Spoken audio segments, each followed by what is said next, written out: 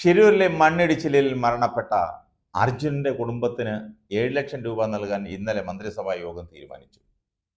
നേരത്തെ അർജുന്റെ ഭാര്യ കൃഷ്ണപ്രിയയ്ക്ക് ബാങ്കിൽ ജോലി നൽകിയിരുന്നു. വേങ്ങേരി സഹകരണ ബാങ്കിൽ ജൂനിയർ ക്ലാർക്കായിട്ടാണ് നിയമനം നൽകിയത്.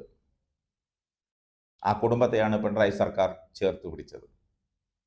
പക്ഷേ ആ കുടുംബത്തെ ഇന്ന് സോഷ്യൽ മീഡിയയിലും അല്ലാതെയും ആക്ഷേപിക്കാനും സൈബർ ആക്രമണം നടത്താനും ശ്രമിക്കുന്നവർ ഒന്ന് ഓർക്കണം, നിങ്ങൾക്കും ഒരു കുടുംബമുണ്ടെന്ന്.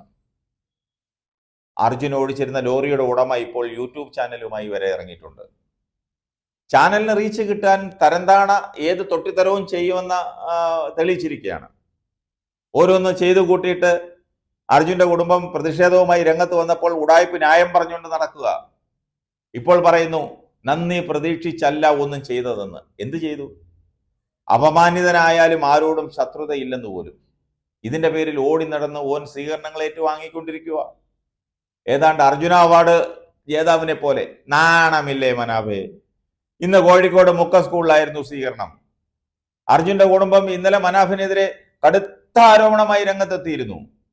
അർജുന്റെ കുടുംബത്തിന്റെ പ്രതികരണത്തിൽ ഞാൻ കുടുംബവുമായി ആലോചിച്ച് കൂടുതൽ പ്രതികരിക്കുമെന്നാണ് ഉടായ്പ് പറഞ്ഞത്. അർജുന്റെ കുടുംബത്തെ ആരോ തെറ്റിദ്ധരിപ്പിച്ചിരിക്കുകയാണ് അത്രേ. സെന്റ് ഓഫ് നടത്തിയിട്ടില്ല. അത്രയും ദിവസം കൂടെ ഉണ്ടായിരുന്ന ആളുകൾക്ക് ഭക്ഷണം വാങ്ങിക്കൊടുത്ത് യാത്രയാക്കുകയാണ് ചെയ്തത്. അതാണ് സെന്റ് ഓഫ് എന്ന രീതിയിൽ വ്യാഖ്യാനിച്ചത് പോലും. തെറ്റിദ്ധാരണ ഉണ്ടായതിൽ മാപ്പ് ചോദിക്കുകയാണ്.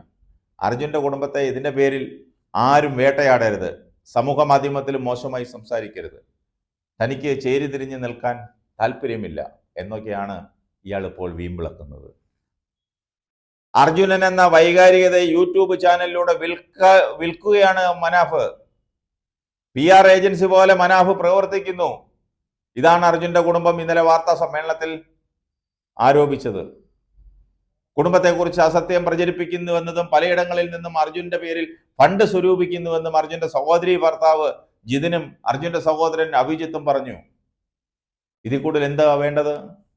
അവർക്ക് തെളിവ് കിട്ടിയിട്ടല്ലേ, അവർക്ക് അറിവ് കിട്ടിയിട്ടല്ലേ അവർ പറഞ്ഞത്, തുറന്നു പറഞ്ഞത്. എന്തിനാ ഈ ഉടായ്പും കൊണ്ടൊക്കെ നടക്കുന്നത്?